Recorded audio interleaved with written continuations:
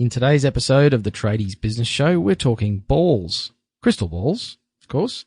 We're looking at the 6 marketing predictions for 2017. So tune in and we'll see if we can enlighten you a little bit. Welcome to the Tradies Business Show, helping you get off the tools and into true business ownership so you can spend more time doing the things that matter most. Now, here are your hosts, Warwick Bidwell and Michaela Clark.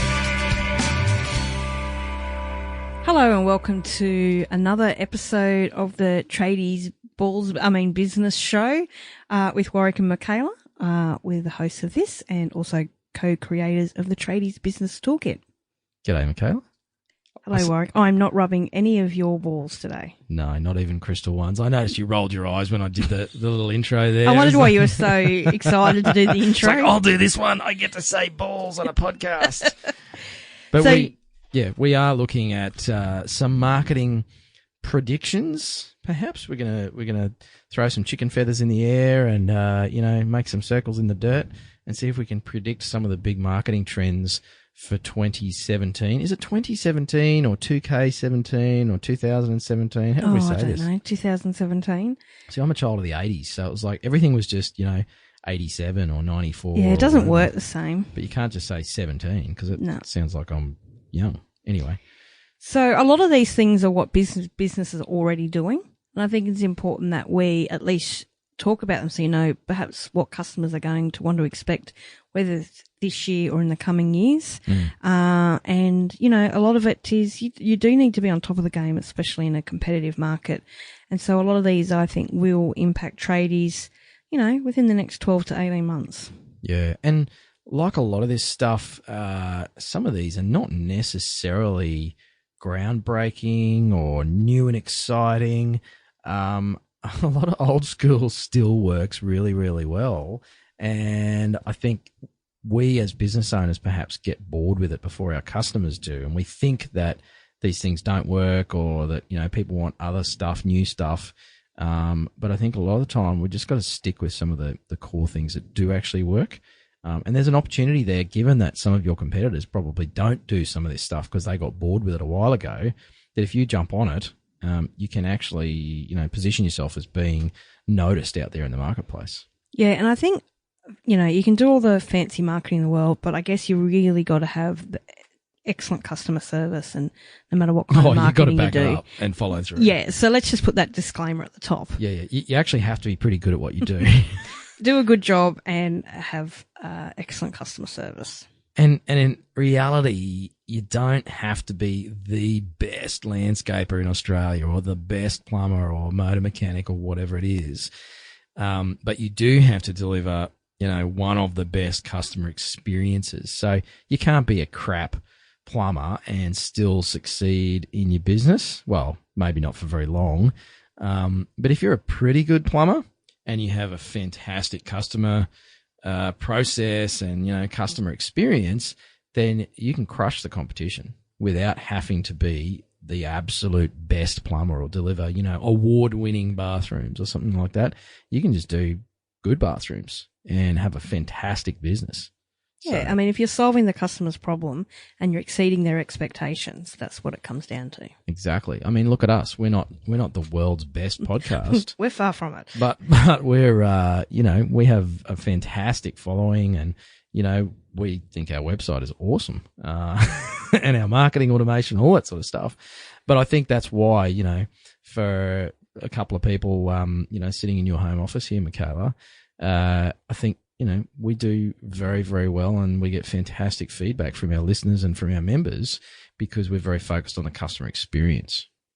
And it's also a good excuse for us to do a shitty podcast. No, it's not true. So what are the 6 marketing predictions? We need some hippie, spacey music. Yeah, some gypsy music. Oh, okay. Like a fortune teller. I should have worn my, bandana and earrings today. Yeah, okay. But anyway, so firstly, we've just talked on customer service, but I think one of the big things that customers are going to expect is, they're used to people getting back to their quotes really quickly now when they put them into referral sites and things like that. But this expectation of going to a website and being able to talk to someone directly straight away, like a live chat. like live online support.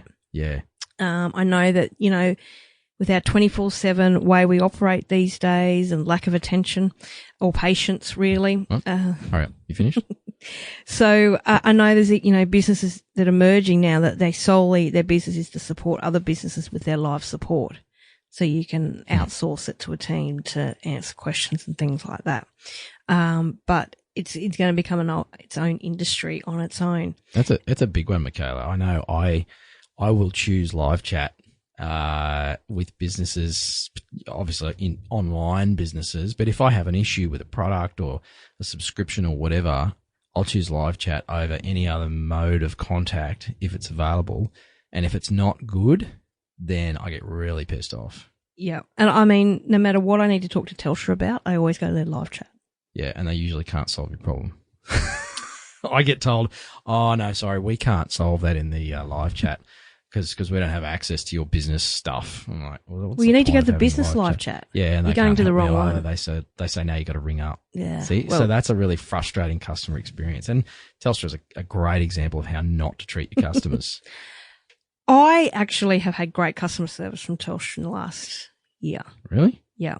I can't fault them at all. I'm seriously ready to drive to the nearest capital city, find the Telstra building and set it on fire because they've wasted so much of my time. Let's move on, shall we? Yes, please do. But on that live chat, things like Facebook Messenger, I think, is really going to grow leaps and bounds. If you don't know what it is, it's, the live chat function or the chat function that's built into Facebook. It's called Messenger. You can have it as a separate app on your phone and in a separate section of the website if you're on a computer. The big thing about this is a lot of big businesses now are actually pointing their customers to contact them via Facebook Messenger. Because everyone's on Facebook all the time anyway. And if you think they're not, please remove your head from your bottom. If you're not on Facebook and you're not on Messenger, that's fine. Your customers are.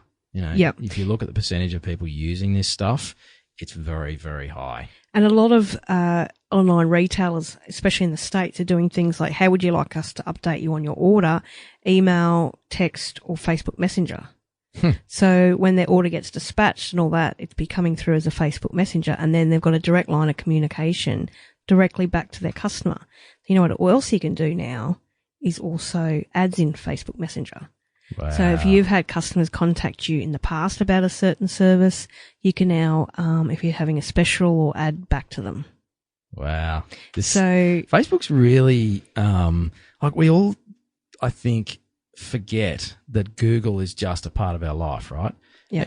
Lots of people like to complain about Facebook and yeah, I also am one of those that sort of decry a little bit of the change of the social fabric because of Facebook. But honestly, we all jump straight to Google for everything and we don't think twice about it. Facebook is just really becoming the same thing. It's like, it's just a part of life. Yeah. It's just how we do business. It's to think that this social platform is going to be so embedded into your business going forward, and the amount of money and innovation that they're doing, it's going to be a necessary evil. Yeah. And you really have to embrace some of these features that they're building because, like you said, your customers are going to want it. So I'll do a blog post on how you can actually point your customers to your Facebook Messenger on your website so they can start contacting them directly. But I think that's a game changer. Yeah, awesome. I've actually had a few Wingman clients come via my business page on Facebook via Messenger. They've sent me direct messages on Facebook. They've been watching me for a while. They send me a private message. I always reply really, really quickly and have a bit of a chat there. We book a meeting and hey presto, we're working together. So there you go. Just think of, and if you're on Facebook and someone recommends you and they tag you, that person's not going to want to go out of Facebook. They're going to want to PM you or private message you. Yeah. So I think you really have to start learning about and embracing the features that Messenger has. Yeah, and they can't take photos of you while you're doing a wee without your permission. Or, all this crap about Messenger, how they can, access your phone at any time and all that sort of crap. Anyway. Yeah. Okay, number 2. So number 1, Facebook Messenger we talked about, but just having that live chat facility, I think coming soon we're going to need both. You're going to need Messenger and live chat. Anyway, at least pointing people to Messenger. So yep. The next one is now ever since the show started, we've talked about the importance of video and how easy it is, and Facebook Live and all that kind of stuff. So if you're on the job site, you can just get your video out, your phone out, film what you're doing, great content, blah, blah, blah. But what you need to know now is in the next 12 to 18 months, and maybe even sooner, Google is going to search audio. Wow. So they're going to start having bots listening to audio. So just like a website where you have your keywords, then they're going to do video and audio. Oh, that's cool. Yeah. And scary all It at the is. same time. It is very scary. They're going to listen to what I'm saying on my videos. So not only can you provide helpful marketing and create a relationship with your customers much quicker through video, Facebook is going to prioritize video over everything, especially live video. So again, if you're trying to build your Facebook following, I can't emphasize how important video is. But now looking at search, it's going to help with keywords and getting your ranking in Google. So if you're a plumber in Burpengary, you're going to be wanting to do some videos talking about pressure relief valves and all that washers kind of stuff. And blah, blah, blah. Yeah. Yep. So then you can repurpose it on your blog site. You're putting it through your Facebook. So just be aware of, again, everyone hates, or most people hate being on video. You need to get over that. Except me. Yeah, no, you're a video I would slut. rather do a video to a client than send an email. I've done that a few times, actually. Well, people probably would relate and appreciate it more too. Oh, they're blown away. I'll send a short 2-minute video explaining something to one of my wingman clients. Admittedly, I have to email it to them, so I just hate typing. Yeah. And it just communicates it so much more easily. I think it's more personable. So it'd be cool to see tradies doing that sort of stuff with their clients as well. And I have a couple of wingman clients who use video quite a bit in their business, and they're crushing it. It's been a fantastic medium for them already without Google actually listening to the stuff that's in there. So they're going to be killing it. Yep. Cool. So number Third 3. one? Yep. Now this is about, I guess, being part of a community and an online community. And in particular talking about Facebook groups. Yes, Facebook again, but there's billions of users now in groups. Now groups are private groups. I couldn't think of another word. It's like we used to have forums once upon a time. Yeah. So Facebook groups, they're really growing in popularity because they're private and the reach in them is much higher than like a page. Yeah. So a lot of businesses create their business page, but they're also creating groups where they have better reach to the members in there. Now the members opt in, they have to be approved. So there's that process of I'm agreeing to be contacted and be in your group and see postings from you. So there's definitely an opportunity there to build community whatever your business is. Now there's a couple of ways you can use groups.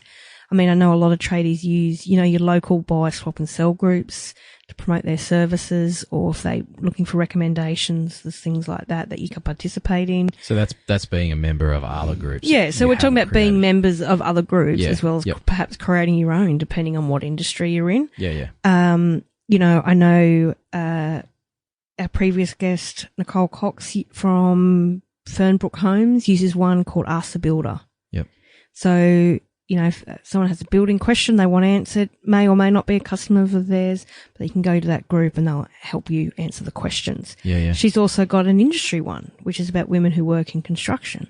So again, in there's referrals, there's relationship building. So, that's another way of using it to grow your business. So it could be an industry related one. It could be a local tradesperson in that group. There's some subby groups, sharing subby details and things around. So it's not just creating your own group of customers or whoever, but also just hanging out in some of the other groups there, joining them and seeing what they're doing. I know I've just joined a group of people who are going or have been to the Cape, right? So personal interest, Cape York. I want to do a Cape trip soon. And so there's people in there talking about tyre choices and referring you out to mechanics that do setups and places to buy fuel up there. So, if you're a business that has anything to do with four-wheel driving, camping, camper trailers, tyres, all that sort of stuff, you'd want to go hang out in the Cape York trip group and see what they're all talking about. And if someone says, what are the best tyres to put on your 4B for the Cape trip, jump in there and give some advice, post some links and, free advice, whatever. So And don't spam. no. I'm just going to assume you all know that. But just be And don't- helpful. Yeah, Just be helpful. Don't promote unless you're asked. Yeah, I mean, yeah. there's certain guidelines and stuff like that. But yeah, I think there's a great opportunity for tradies in groups, and it is your time, but it's free. Yeah. It's a little free marketing. Definitely. That's a good one. All right. Number 4? Now, number 4 is more about technology, in that things like your job management software are going to integrate in with job lead or referral sites. Yeah, so we're talking, some of the ones out there that basically get leads from customers, forward them on to you if you're a member. So there's ones like Service Seeking and, what's the other one? HI Pages. There's a couple of new ones that have just come out. But, they farm the leads, send it on to you, and then you've got to do up a quote and send it to back to the customer, right? That's it, yeah. And then when you get the job, then you go and put that into your job management software if you're using Tradify or Bridge or whatever it might be. So there's kind of all this extra handling, but you're saying that's all going to be integrated. Yeah, and I know our friends at Bridge, it's something they're working on, is being able to integrate directly. So if someone has an inquiry, it's going to come straight in as a quote or referral, however it's set up. That's cool. So all of a sudden your job management will really, not only is going to be quicker to process things and manage your jobs, but it's just that one place of communication. Because the big bugbear of the tradies I talk to, and I'm sure it's the same for you in your travels, Michaela, that I got all these different systems. I'm going to take it out of this one and put it into that one, and these two don't talk to each other. And then you have all these, APIs and plugins and stuff that you got to try and coordinate, and it starts getting a bit messy, and a little bit ugly. So, and I think that's a trend in itself. If you're using different systems, there is ways to connect them all, and try and be a bit smarter. But in particular, I think this is one area, because it surprises me that there's no one great system for trade businesses when it has their marketing, their job management, their invoicing all in one. There isn't one. I wonder why that is. Are they fussy, tradies? Are you guys fussy listening to the show? Like get on the Facebook page and tell us. Are you fussy? Is it your fault that no one's got this integrated app, or is it just because no one's thought of it yet?